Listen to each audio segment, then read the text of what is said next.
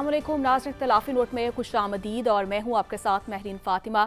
तो प्रोग्राम में हम आज बात करेंगे, कुछ रोज़ पहले मौलाना फजल रहमान ने मौजूदा सियासी सूरत हाल पर नवाज शरीफ की परेशानी का उन्होंने इशारा भी दिया था और ऐसे में आज राना सनाउल्लाह साहब जो है आगे बढ़ने का जो है सियासत में वो रास्ता भी बता रहे हैं। राना सनाउल्लाह साहब ये कह रहे हैं कि नवाज शरीफ साहब जो हैं वो ग्रैंड डायलॉग के लिए तैयार हैं, जबकि बानी पीटीआई एक हकीकत है और अब इमरान खान साहब को भी ये तस्लीम करना होगा कि नवाज शरीफ साहब और आसिफ अली जरदारी जो हैं वो एक हकीकत है।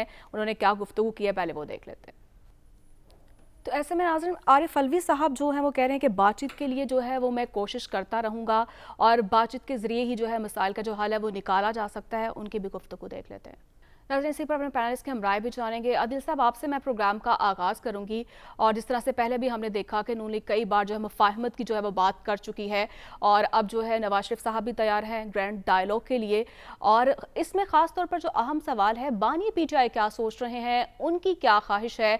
और गालिबन जो है आरिफ अलवी साहब से उनकी तवील मुलाकात भी हुई थी, उन्हें एक सीक्रेट मिशन भी सौंपा गया है, और क्या पीटीआई क्या प्लान रखती है। देखें, ये सबसे पहले तो ये बड़ी खुशाइन बात है कि हमारी सियासी क़ियादत को ये रियलाइज़ होना शुरू हो गया कि इस वक्त जो मुल्क को दरपेश चैलेंजेस हैं, मुश्किलात हैं, इनसे निकलने के लिए ग्रैंड सियासी जो डायलॉग है ये ही एक आगे बढ़ने का वाहिद हल है और इसमें कोई दूसरी राय नहीं है। चाहे हमारी जो सियासी क़ियादत है, चाहे हमारी अस्करी क़ियादत है, वो यही दोनों ये समझते हैं कि मुल्क को अगर आगे बढ़ना है तो सियासी जो जमातें हैं इनको मिल बैठकर जो कौमी इश्यूज़ पर इत्तफाक़ राय पैदा करके आगे बढ़ना है। जो मुस्लिम लीग नून है और पाकिस्तान पीपल्स पार्टी, यानी इस वक्त बिलावल साहब भी जो एक तकरीब से खिताब फरमा रहे हैं वो भी यही बात कर रहे हैं कि सियासतदानों को हाथ मिलाना है, सियासतदानों को बातचीत के ज़रिए मसाइल का हल जो है वो निकालना है। यही राना सनाउल्लाह साहब बात कर रहे हैं और वो बुनियादी तौर पे अपनी जमात की नुमाइंदगी करते हुए ये कह रहे हैं कि मियां नवाज शरीफ जो है वो ग्रैंड डायलॉग के लिए तैयार हैं। आरिफ अलवी साहब ये कह रहे हैं जी बातचीत होनी चाहिए, लेकिन इसमें असल रुकावट क्या है? असल रुकावट ये है कि इमरान खान साहब, जो आपने सवाल भी किया कि वो क्या सोच रहे हैं, वो इनके साथ उनका जो बयानिया है, उनका जो तर्ज सियासत है, वो इसमें सबसे बड़ी रुकावट है। वो ये कहते हैं कि इनके साथ तो बैठना ही नहीं है, ये तो चोर हैं। उनका सारा बयानिया ये है कि यानी उनकी जमात के अलावा जो बाकी सारी सियासी जमातें और ख़ास तौर पे जो दो जमातें हैं उन्होंने पूरा बयानिया इसके ऊपर बिल्ड किया और एहतसाब के ऊपर बिल्ड किया और इन सियासी जमातों के खिलाफ सियासत पर बिल्ड किया। वो इनके साथ बैठने के लिए किसी तौर पर भी तैयार नहीं है। वो कहते हैं कि हमने एस्टैब्लिशमेंट के साथ बैठना है। एस्टैब्लिशमेंट गुज़िश्ता 2-3-4 रोज के अंदर जो पेशरफ्त हुई है और एस्टैब्लिशमेंट की जानिब से माजी के बरक्स जितना वाज़ेह अंदाज में एक पैगाम जो है वो एक मरतबा नहीं, दो मरतबा नहीं, कई मरतबा दिया जा चुका है, ना सिर्फ DGISPR की जानिब से बल्कि 9 मई को चीफ ऑफ आर्मी स्टाफ की जानिब से दिया जा चुका है। वो जो बानी पीटीआई चाहते हैं, वो जो ये समझ रहे हैं कि वो शायद कोई दबाव में लाकर या एक ऐसा माहौल क्रिएट करके एस्टैब्लिशमेंट को साथ बैठने पे मजबूर कर लेंगे, ये उनकी भूल दिखाई देती है। क्योंकि इस वक्त एस्टैब्लिशमेंट बड़ी क्लैरिटी के साथ ये तय कर चुकी है कि जिस तरह माजी में उन्होंने पाकिस्तान तहरीक इंसाफ की को जिस तरह सपोर्ट किया, जिस तरह प्रमोट किया, जिस तरह उनको हुकूमत में सहूलतकारी दी, अब ऐसा नहीं होना, ऐसा मुमकिन नहीं है। पाकिस्तान तहरीक इंसाफ की आला क़ियादत को नजर आता है कि हम अगर हुकूमत में आ भी जाएं तो हम एस्टैब्लिशमेंट के बगैर नहीं चल सकते। उसकी रीजन है स्ट्रक्चर ही कोई नहीं है ना, टीम ही कोई नहीं है। वो कहते हैं हमने एस्टैब्लिशमेंट के साथ बैठना है। एस्टैब्लिशमेंट ये तय कर चुकी है कि जो 9 मई के जो किरदार हैं, और 9 मई के किरदारों की जब बात होती है आप तो वो बड़े वाज़ेह अंदाज में बात करते हैं कि ये कौन है, इसके मंसूबा साज कौन है, इसके किरदार कौन है। वो ये नहीं बात करते कि बैठना नहीं, वो कहते हैं इनके साथ तो डील या डील का तसव्वुर ही नहीं हो सकता। वो ये कहते हैं इनको सजाएं होनी चाहिए। वो ये कहते हैं कि ये मंतकी अंजाम तक अगर नहीं पहुंचाएंगे तो इस तरह बात आगे बढ़ नहीं सकती। वो ये कहते हैं ये मुआफी मांगे। आगे से इन्होंने ऐसा माहौल सोशल मीडिया पे पैदा कर दिया, उल्टा इसका मजाक उड़ाना शुरू कर दिया। फिर किसी ने कहना शुरू कर दिया माफी तो हम अपने बाप से नहीं मांगते। तो फिर बैठना किसने किसके साथ है? اس وقت ملک میں آگے بڑھنے کا واحد طریقہ یہی ہے، لیکن مجھے اس کے کوئی اثار نظر نہیں آ رہے کہ آنے والے دنوں میں مجھے کوئی گرینڈ ڈائلاگ ہوتا نظر نہیں آ رہا۔ اچھا، یہ جو پاکستان مسلم لیگ نون پھر یہ کیوں کہہ رہی ہے، جب ظاہر ہے انہیں بھی تو یہ نظر آ رہا ہے نا کہ آگے منظر نامہ کیا بننا ہے، لیکن وہ بار بار یہ بات کیوں کر رہے ہیں؟ وہ بار بار یہ بات کر کے اس کا سیاسی گین بھی حاصل کر رہے ہیں۔ اس کی ریزن یہ ہے کہ پاکستان تحریک انصاف جو ہے دنیا بھر میں کیا میسج دے رہی ہے، دنیا بھر میں یہ میسج دینے کی کوشش کر رہی ہے، اور اس کے لیے وہ لابسٹ فرم بھی ہائر کرتے ہیں، اس کے لیے وہ امریکہ میں بھی ان کی انگیجمنٹس ہیں، وہ یہاں سفارت خانوں میں بھی ملتے ہیں، وہ سفیروں کو مل کے بھی کہتے ہیں جی ہمیں دیوار کے ساتھ لگایا جا رہا ہے، دیکھیں جی ہمارے ساتھ زیادتی ہو رہی ہے، دیکھیں جی ہمارے پہ کیسز بن رہے ہیں، دیکھیں جی ہمارے ساتھ ظلم ہو رہا ہے۔ لیکن حکومت میں بیٹھی ہوئی دو جماعتیں کیا کہہ رہی ہیں؟ حکومت میں بیٹھی ہوئی دو جماعتیں یہ کہہ رہی ہیں ماضی کے برعکس، یعنی ہمارے ملک میں تو انتقام ہی کی سیاست ہوتی ہے نا، لیکن ہمارے ملک میں بیٹھی ہوئی دو حکومت میں بیٹھی ہوئی جماعتیں یہ کہہ رہی ہیں کہ آئیں مل کر بات کرتے ہیں، آپ کی رہائی سے متعلق بھی بات ہے نا، تو مل کے بیٹھ کے کرتے ہیں۔ آپ یہ کہتے ہیں نا فارم 47 کی بات ہے، جعلی اسمبلی ہے، یہ باتیں بیٹھ کے ہی ہوں گی نا۔ جب گرینڈ ڈائلاگ کی بات ہوتی ہے تو پھر ساری ان کی ریزرویشنز، ان کے کنسرن سننے ہوں گے، تمام ایڈریس نہیں ہو سکتے، تھوڑے سے ایڈریس کر دیں گے، لیکن مل بیٹھیں گے تو بات ہوگی نا۔ بانی پی ٹی آئی کہتے ہیں جی ان کے ساتھ مل بیٹھنا ہی نہیں ہے، ان کے ساتھ نہیں بیٹھنا، اسٹیبلشمنٹ کے ساتھ بیٹھنا ہے، اور اس بات پہ مصر ہیں، اور وہ اس بات پہ وہ یہ سمجھتے ہیں، اور ان کے جو قریبی لوگ ہیں ان سے بات کریں تو یہ سمجھتے ہیں کہ ہم مجبور کر دیں گے کہ ہمارے ساتھ بیٹھا جائے، اتنا پریشر ڈیولپ کر دیں گے، اور یہ سوشل میڈیا کے ذریعے اور یہ جو پبلک پلس ہے اس کے ذریعے۔ لیکن شاید یہ ان کی مس کیلکولیشن ہے۔ ماضی میں بہت سی چیزیں ان کی مس کیلکولیشن ثابت ہوئیں، جس میں اسمبلیاں توڑ کر پریشر بنانا مس کیلکولیشن ثابت ہوا، جس میں اسمبلیوں سے استعفے دے کے باہر بیٹھنا مس کیلکولیشن ثابت ہوا، جس میں وقت پر الیکشن ہو رہے تھے اور انہوں نے 25 مئی 2022 کو بیٹھنے سے انکار کر دیا اور وہ باہر نکل آئے اور انتخابات اس لیے تاخیر کا شکار ہو گئے، یہ مس کیلکولیشن ثابت ہوا۔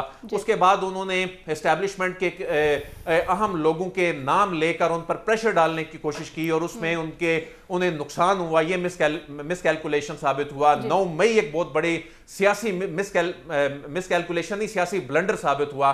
تو اس مرتبہ بھی وہ ابھی تک یہ سمجھتے ہیں کہ ہم اتنا پریشر ڈیولپ کر دیں گے کہ یہ ہمارے ساتھ اسٹیبلشمنٹ ہی بیٹھے گی، یہ جو لوگ ہیں ان کی کوئی حیثیت نہیں ہے۔ حالانکہ اسٹیبلشمنٹ یہ سمجھتی ہے کہ یہ آپس میں بیٹھیں، آپس میں اپنے معاملات طے کریں، ہمیں اس سارے معاملے سے باہر رکھیں، لیکن انفارچونیٹلی ہماری جو سیاسی جماعتیں ہیں یہ انقلابی تو بہت بنتی ہیں، یہ باتیں تو جمہوریت کی بہت کرتی ہیں، لیکن اپنا ان کا سٹرکچر کوئی نہیں، اپنی ان کی ٹیم کوئی نہیں، اپنا نظریہ کوئی نہیں۔ یہ نظریات بھی تبدیل ہو جاتے ہیں، کبھی ووٹ کو عزت دو کا معاملہ جو ہے وہ چند مہینے بعد تبدیل ہو جاتا ہے۔ یہی صورتحال ہے جی، کبھی یہ کہتے ہیں پاکستان تحریک انصاف والے جی اسٹیبلشمنٹ کو تو جو یہ نیوٹرل نہیں ہونا چاہیے، کبھی وہ کہتے ہیں جی ان کو نیوٹرل ہونا چاہیے۔ تو ان کو سمجھ نہیں آ رہی، ہر بندے کی خواہش اینڈ پہ یہی ہے کہ اسٹیبلشمنٹ ہمارے ساتھ چلے۔ یہ جتنے اپنے ووٹرز کو، اپنے لوگوں کو یہ بات سنا کر ووٹ لیتے ہیں نا، اپنا بیانیہ بناتے ہیں کہ ہم بہت بڑے انقلابی ہو گئے ہیں، اب ہم نے جی نہیں، ان کا کردار بہت کم ہونا چاہیے اسٹیبلشمنٹ کا، یہ سب اسٹیبلشمنٹ کو اپنی طرف کھینچ رہے ہیں، اور ساری لڑائی جو ہے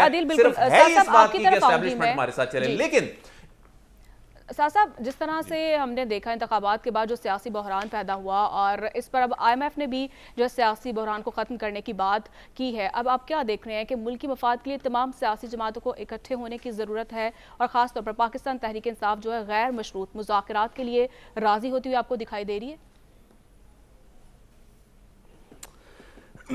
دیکھیے، میں نہیں جانتا کہ پاکستان تحریک انصاف کیا کرے گی، یہ تو کوئی ان کی پارٹی کا بندہ ہی بتا سکتا ہے، یا ان کی اس میں کیا نیگوسیشن پوزیشن ہے، یا وہ کیا ان کا اس میں ان کی اس میں امید کیا ہے، یا ان کا حاصل اس میں سے کیا ہوگا۔ لیکن IMF والی بات کے اوپر میں گزارش کرتا چلوں کہ پاکستان کے اندر ہم پولیٹیکل سٹیبلٹی اس لیے چاہتے ہیں کیونکہ پاکستان کی ضرورت ہے۔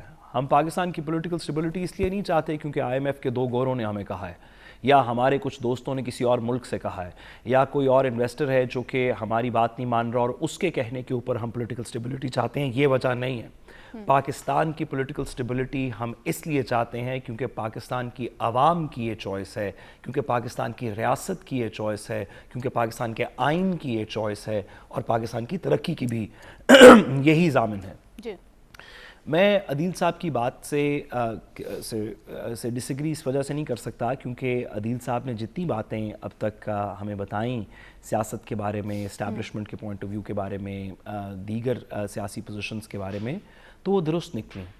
تو میں ان سے ڈس ایگری نہیں کرتا، لیکن میں سمجھنا چاہتا ہوں اس بات کو کہ ایک جمہوریت کے اندر یہ جو بات ہے کہ یہ ایک مس کیلکولیشن ہے کہ پبلک پریشر بڑھے گا تو کوئی نیگوسیشن ہو سکے گی یا کوئی مطالبات تسلیم ہوں گے کسی کے.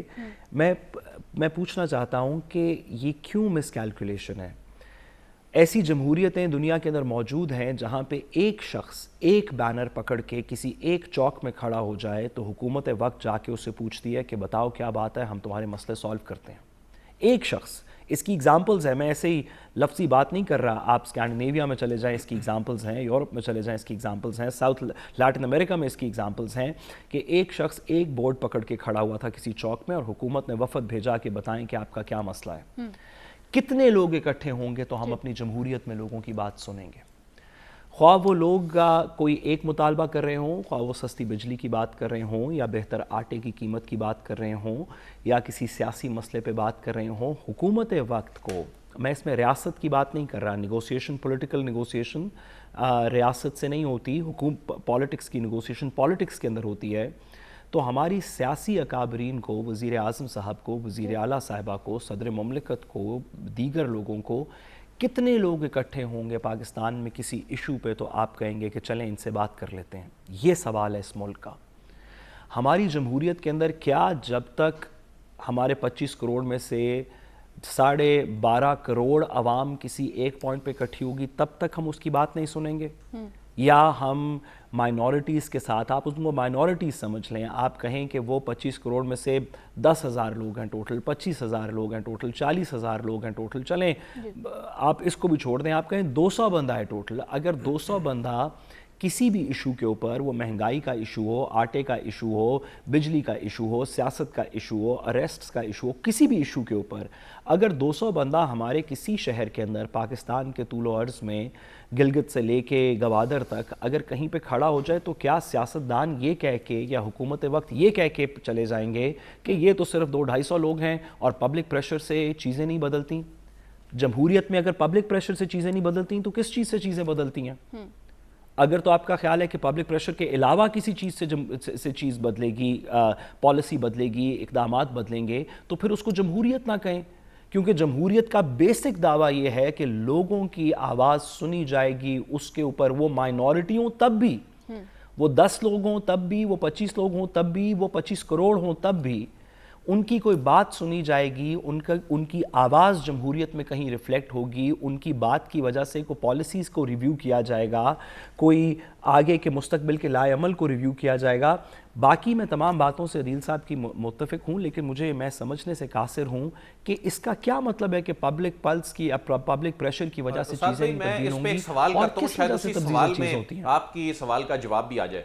میں سوال آپ کے سامنے رکھنا چاہتا ہوں کہ یہ جمہوریت ہی ہے نا کہ سیاسی جماعتیں حکومت میں بیٹھی ہوئی اور اپنی حکومت کے ابتدائی دور میں، جیسا کہ ہم نے ماضی میں نہیں دیکھا کہ ایسا ہوتا آیا ہے، وہ گرینڈ ڈائیلاگ، بات چیت کی دعوت دے رہی ہیں، پاکستان تحریک انصاف کو دعوت دے رہی ہیں. وہ کہتی ہیں آئیں مل کر بیٹھتے ہیں، آپ اپنے مسئلے بتائیں، ہم اس کو ایڈریس کرنے کے لیے، وہ غیر مشروط بات چیت کرنے کے لیے جو ہیں وہ تیار ہیں. تو یہ انگیجمنٹ ہے نا، اس کو اپریشیٹ کرنا چاہیے، اور یہی جمہوریت ہے. اور آپ کیا چاہتے ہیں کہ پھر کیا کس انداز میں بات ہونی چاہیے؟ درست بات ہے. میں عدیل صاحب آپ کی بات سے ایگری کرتا ہوں. اگر تو کچھ لوگوں کے کہنے سے، اور ہم اس میں پی ٹی آئی کی بات نہیں کر رہے، کیونکہ پی ٹی آئی اور یہ مذاکرات تو ایک سیاسی لمحہ ہے نا. یہ 2024 کے مئی میں یہ موجود ہے، شاید اگست تک چلے، سال چل جائے، 2 سال چل جائے، 5 سال چل جائے، یہ تو ایک سیاسی لمحہ ہے نا.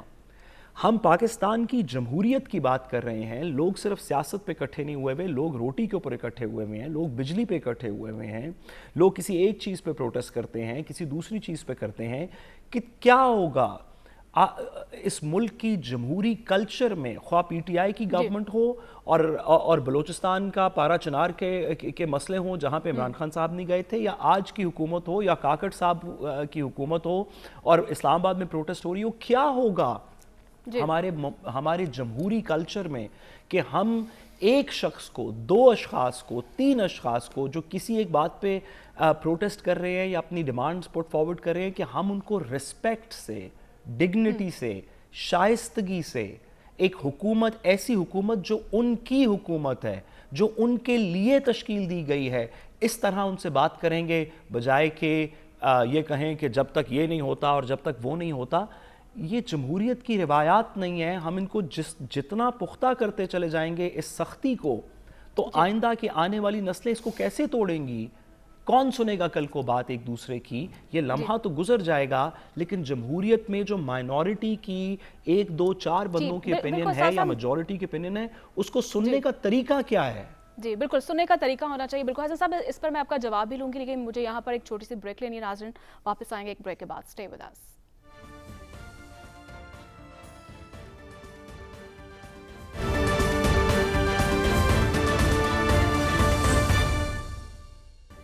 Welcome back. ناظرین، حسن صاحب آپ کی طرف آؤں گی. جیسا بریک سے پہلے ہم بات کر رہے تھے، کیا دیکھ رہے ہیں آپ کے گرینڈ ڈائیلاگ میں کوئی پیش رفت جو ہے وہ کس حد تک ممکن ہے؟ کیا بیانات سے بھی آگے بات بڑھتی ہوئی آپ کو دکھائی دے رہی ہے؟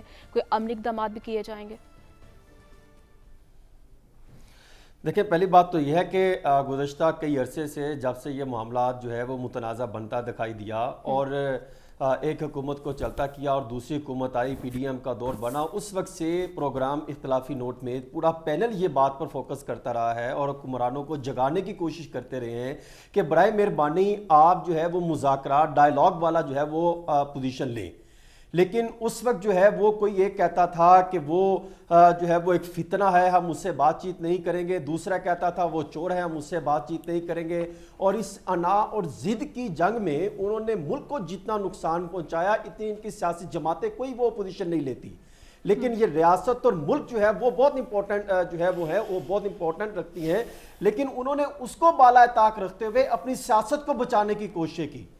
ایک سیاسی شخص نکلا، اس نے اپنی پارٹی کو نظر انداز کیا، اس نے کہا میری ضد ہے، میں جمہوریت لانا چاہتا ہوں، آپ ہمیں ساتھ دیں. دوسرا نکلا، اس نے کہا میں واپس آ رہا ہوں اور میں آ کے ملک کی تقدیر بدل دوں گا، میرے ساتھ دیں.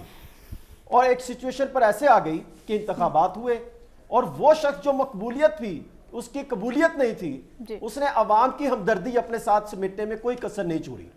اور آج جو آئی ایم ایف کا خط بھی سامنے آیا ہے، کل شاید سامنے آیا ہے، اس کو بھی آپ نظر انداز نہ کریں. وہ کیوں انہوں نے خط لکھا؟ کچھ اعداد و شمار میں آپ کے سامنے پیش کر دیتا ہوں، پہلے بھی میں نے ایک دفعہ پیش کیے تھے، یاد دہانی کے لیے، تاکہ عوام کو اندازہ ہو کہ یہ آئی ایم ایف کیوں خط لکھ رہا ہے. 2024 میں جو انتخابات ہوئے اس میں سب سے زیادہ ووٹ پاکستان تحریک انصاف نے حاصل کیے. میں اسی کی بات کر رہا ہوں، میں رپورٹ کی بات کر رہا ہوں. رپورٹ انہوں نے کیا کہا کہ کس سیاسی جماعت میں سب سے زیادہ ہے، وہ ہے پاکستان تحریک انصاف کی بات کر رہے ہیں. اور آزاد کے امیدواروں کے نمبر میں لا لیں اور دوسری طرف نون لیگ اور پاکستان پیپلز پارٹی کے نمبر میں لا لیں، ان درمیان میں جو فرق آئے گا وہ 26,37,000 ووٹوں کا فرق آتا ہے. اس سے لیڈ کر رہی ہے پاکستان تحریک انصاف اور آزاد امیدوار. یہ وہ سیاسی سچویشن ہے. وہ کہتے ہیں کہ آپ نے ہمیں حکومت میں آنا تھا، ہماری پوزیشن تھی، ہمیں عوام نے منتخب کیا، ہمیں مینڈیٹ دیا، فارم 45 47 کی جنگ آپ پیچھے کر دیں. اس کے باوجود وہ کہتے ہیں ہمیں عوام نے مینڈیٹ دیا. لیکن وہ کہتے ہیں آپ اقتدار میں آئے تو اب آنے کے بعد عوام کے لیے کچھ کریں، عوام کے لیے نہیں کچھ کر رہے. دوسری جو بحث شروع ہو گئی، آج جو ڈائیلاگ کی بات کر رہے ہیں، پاکستان تحریک انصاف کے جو ہے وہ سابق صدر، وہ بھی جو ہے وہ عارف الوی صاحب بات کر رہے ہیں کہ ہم مذاکرات چاہتے ہیں. دوسری طرف رانا ثناء اللہ صاحب بھی بات چیت کرنا چاہتے ہیں. یہ کیوں بات چیت کرنے کی آج پوزیشن میں آ رہے ہیں؟ ہمیں اس کی طرف جانا چاہیے. جو میں سمجھتا ہوں اس میں 2 پہلو ہیں. پاکستان تحریک انصاف نے جو سانحہ 9 مئی کیا، اس سے اندازہ ہو گیا کہ ان کی معافی نہیں ہے. انہوں نے ریاست کے ساتھ بغاوت کی، جو اس پر بے شمار جو ہے افواج پاکستان کا اور ریاست کا، عوام کا بھی ایک جو ہے وہ ایک اعلامیہ بھی سامنے آ چکا. وہ کہتے ہیں یہ تو ہمیں قابل قبول نہیں ہے ایسی سیاست. اب اس کا جو ہے وہ نتائج بھگتنے ہیں. جو بھی ہو، جنہوں نے سانحہ 9 مئی کیا، جو سیاستدان ہے، جو عوام ہے، جو دشمن نے سپورٹ کیا، جو بھی افراد ہیں. اور دوسری چیز، اب جب ان کے خلاف گھیرا تنگ ہونے لگا ہے، جب ان کو اندازہ ہو گیا کہ اب ان کے خلاف جو ہے وہ ایکشن ہوگا، تو وہ یہ باتیں کر رہے ہیں کہ ہم مذاکرات کی طرف آتے ہیں. اور دوسری طرف رانا ثناء اللہ صاحب کا یہ بیان کہ نواز شریف صاحب بانی تحریک انصاف سے مذاکرات کرنا چاہتے ہیں. وہ یہ کیوں بات کر رہے ہیں؟ کیونکہ نواز شریف صاحب ہمیشہ سے اقتدار میں آنے کے لیے تو پاؤں پکڑنے کو تیار ہو جاتے ہیں، لیکن جب اقتدار میں آتے ہیں تو لات مارنے میں کوئی دیر نہیں لگاتے۔ ہوا کیا کہ جب انتخابات کا معاملہ آیا تو ایک اور بھی آئی پی پی تھی، ان کو بھی ٹکٹیں تقسیم، ان کے ساتھ بھی کچھ طے پایا تھا، ان کو انہیں نہیں دی۔ وہاں سے آغاز ہوتا ہے نواز شریف صاحب کا ایک گروپ جو اینٹی اسٹیبلشمنٹ بننا شروع ہوا، اور وہاں سے یہ معاملہ ابھی ختم نہیں ہوا۔ اب کیوں؟ کیونکہ نواز شریف صاحب کو ریلیونٹ کرنا ہے، عوام میں ان کی مقبولیت لے کر آنی ہے، عوام میں قبولیت لے کر آنی ہے، وہ ان کو مل نہیں رہی، جس کو مد نظر رکھتے ہوئے انہوں نے کہا کہ ہم عمران خان کی بات کریں گے، پاکستان تحریک انصاف کے ساتھ مذاکرات کی بات کریں گے تاکہ عوامی ہمدردی لینے کی کوشش کی جائے، اور اس سچویشن میں لے کر یہ معاملہ سامنے بے نقاب ہونا شروع ہوا۔ اب وہ چاہتے ہیں کہ کسی طریقے سے مذاکرات والا پہلو سامنے آئے، کیونکہ پی ڈی ایم کے دور میں نواز شریف صاحب ہو، شہباز شریف صاحب ہو، پورا شریف خاندان ہو، اور دیگر جو اس ٹائم پی ڈی ایم کے دور کے افراد تھے، تمام کیسز ان کے ختم ہو گئے، تمام ان کے خلاف کارروائیاں ختم ہو گئی، تمام انکوائریاں ختم ہو گئی، تمام ان کا خاندان جو باہر گیا ہوا تھا وہ پاکستان آ گیا۔ آج وہ بات کر رہے ہیں کہ ہم مذاکرات کی بات کریں گے، کیونکہ ان کو کلیئرٹی ہوگی، ان کے خلاف کوئی کیس نہیں ہے، انہوں نے جو نتائج لینے تھے وہ حاصل کر لیے۔ اب وہ چاہتے ہیں چاہے پنجاب حکومت جانی چلی جائے، چاہے فیڈرل حکومت جاتی ہے چلی جائے، لیکن نواز شریف صاحب اقتدار میں آئیں، اس کے لیے یہ تمام تگدو کی جا رہی ہے۔ اور پھر دوسرا آپ دیکھیں، رانا ثناء اللہ صاحب یہی چند روز پہلے یہ بات کر رہے تھے جب یہ سیاسی مشین نہیں بنے تھے پرائم منسٹر پاکستان کے، اس وقت یہ بات کر رہے تھے کہ مہنگائی کا عروج ہے، شدید سیاست میں استحکام ہے، اگر آپ نے استحکام لانا ہے تو پہلے فوری طور پر شفافیت کی طرف جانا چاہیے، انتخابات پر سوال یہی اٹھا رہے تھے جویل لطیف اور رانا ثناء اللہ صاحب۔ آج وہ باتیں کر رہے ہیں، کچھ اور باتیں کر رہے ہیں۔ وہ گلاس ہے نا، آدھا گلاس ہے، کبھی وہ پورا دکھاتے ہیں کبھی آدھا دکھاتے ہیں، گلاس آدھا ہی ہے۔ حکمران کبھی پورا عوام کو دکھانے کی کوشش کرتے ہیں جو آدھا گلاس ہے، عوام کو دھوکہ دینے کی کوشش کرتے ہیں یہ سیاسی حکمران، عوام کے نام پر جو ہے وہ کھیلنے کی کوشش کرتے ہیں۔ آج آئی ایم ایف کہہ رہی ہے، ورلڈ بینک کہہ رہی ہے، ایشین ڈیولپمنٹ بینک کہہ رہا ہے، سعودی بادشاہ وہ بھی ان معاملات کو مانیٹر کر رہے ہیں۔ کون سا ملک ہے جو پاکستان کی سیاست کو مانیٹر نہیں کر رہے؟ اور یہاں پر جو ہے وہ سیاست میں استحکام اس حد تک عروج پا گیا ہے کہ یہ سیاسی جماعتیں یہ اپنے ذاتی مفادات، اپنے اشرافیہ کو نوازنے کے لیے، اپنی ضد اور انا اور ان کے مقاصد کو پورا کرنے کے لیے، اپنے کاروباروں کو عروج پہنچانے کے لیے وہ آج کہتے ہیں ہم نے اس معاملات پر مذاکرات کرنے ہیں۔ دیکھیں مذاکرات کرنے ہیں تو ان چیزوں کو بھی جو ہے وہ شرائط میں رکھیں کہ وہ ریاست پاکستان کے لیے اقدامات کریں گے، وہ کوئی ریاست مخالف کوئی کمپین نہیں چلائیں گے، کوئی بیان نہیں دیں گے، چاہے وہ حکومت میں ہو چاہے اپوزیشن میں ہو، اور پھر یہ بھی بیچ میں شامل کریں کہ وہ اپنے مفادات کی بجائے عوام کے مفادات کو ترجیحات میں شامل رکھیں گے۔ یہ حکمرانوں کے لیے مشکلات ہے۔ میں آپ کو ایک چیز بتا رہا ہوں، مذاکرات ہونے چاہیے بالکل جو ریاست اور عوام کے مفاد میں ہو۔ بالکل حسن صاحب مجھے بریک کی جانب بڑھنا ہے، یہاں پہ شامل کریں گے ناظرین ایک چھوٹی سی بریک۔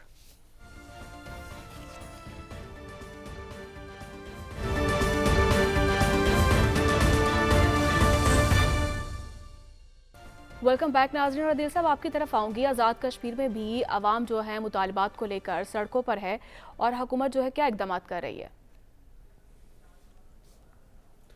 دیکھیں اس وقت اسلام آباد اور مظفر آباد میں جو لیڈرشپ ہے وہ اس حوالے سے سر جوڑ کے بیٹھی ہوئی ہے، اور انگیجمنٹ جو ہے وہ کافی حد تک کامیاب ہو چکی ہے، اور اس میں جلد ہی خوشخبری آ جائے گی۔ بہت سی چیزیں جو ہیں ان پر اتفاق ہو گیا ہے۔ اس کی وجوہات کیا تھیں اس پہ تو زیادہ وقت چاہیے بات کرنے کے لیے۔ وہاں پر ایف سی کی جو ڈپلائمنٹ کے حوالے سے فیصلہ آیا ہے، اس پہ بھی سوشل میڈیا پہ کافی بحث ہو رہی ہے۔ یہ خالصتاً وہاں کا جو محکمہ داخلہ ہے آزاد کشمیر کا، یہ اس کا اختیار ہے، اور ماضی میں بھی یہ ڈپلائمنٹ ایف سی کی وہاں پر ہوتی رہی ہے۔ وہاں کی سرکاری املاک کی پروٹیکشن کے لیے ضرورت پڑنے پر یہ تعیناتی کی جائے گی، لیکن اس پہ کافی بات ہو رہی ہے سوشل میڈیا پر بھی۔ لیکن یہ خالصتاً ایک وہاں کی جو گورنمنٹ ہے اس کا اختیار، ماضی میں بھی جو یہ اختیار استعمال کرتی آئی ہے، اس کو عجیب و غریب سا رنگ سوشل میڈیا پر بیٹھ کے سارے کیے جا رہے ہیں، جو معاملہ جلد حل ہوتا ہوا دکھائی دے رہا ہے۔ تو ناظرین اس کے ساتھ ہی پروگرام کا جو وقت ہے وہ بھی ختم ہو چکا ہے، پھر آپ سے ملاقات ہوگی اللہ نے کے بعد۔